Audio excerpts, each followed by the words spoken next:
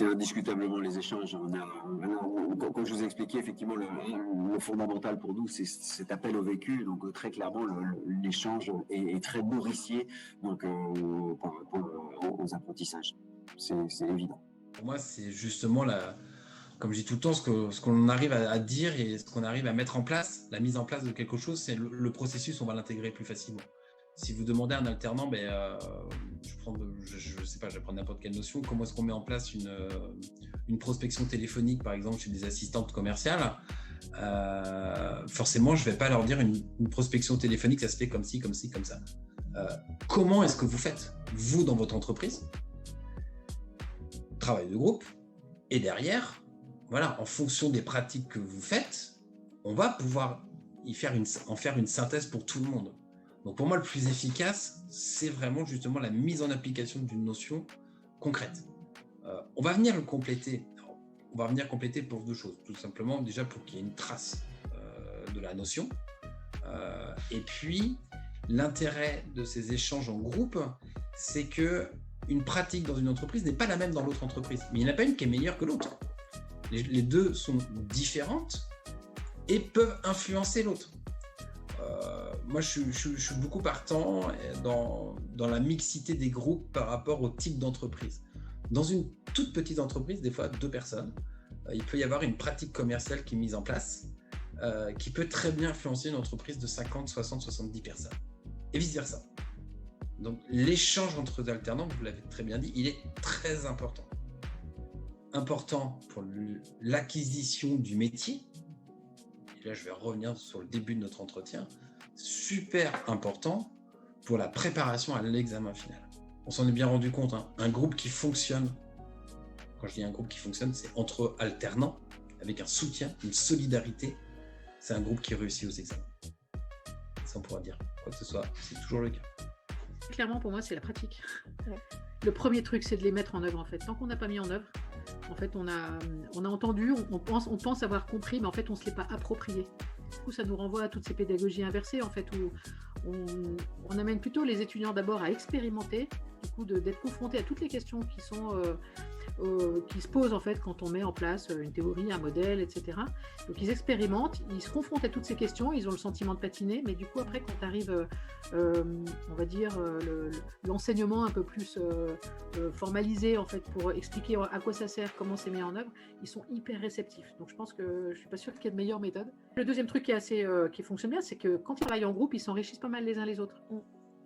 C'est sympa, hein, ça marche très bien.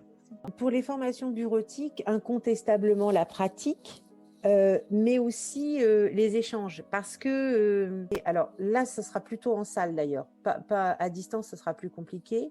Mais en salle, par exemple, quand il y a plusieurs personnes dans le groupe, si quelqu'un pose une question, il peut y avoir une personne dans le groupe qui va ou se déplacer ou lui donner la réponse. Si c'est par exemple mon voisin, je pose une question au formateur, le formateur est occupé.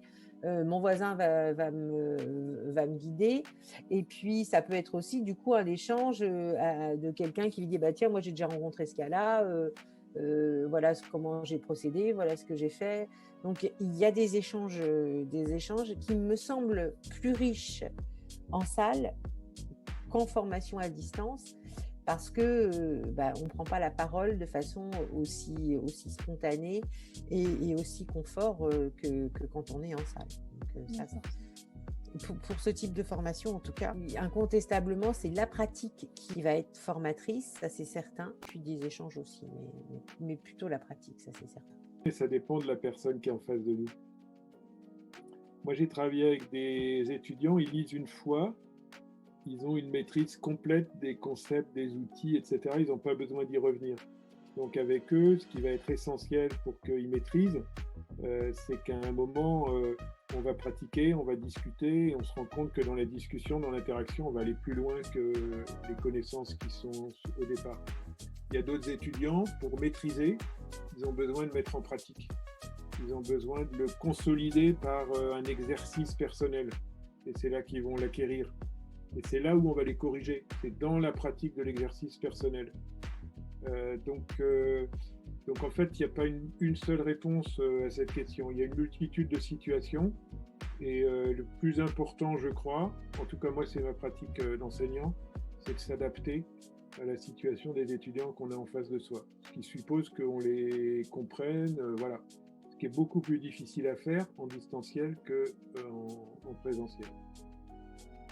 Alors, moi, je trouve que la pratique, ça fonctionne bien. Les échanges entre les élèves, moi, je trouve que ça marche bien sur la classe de bachelor que j'ai, parce que voilà, c'est un niveau plus avancé, c'est des bacs plus 3.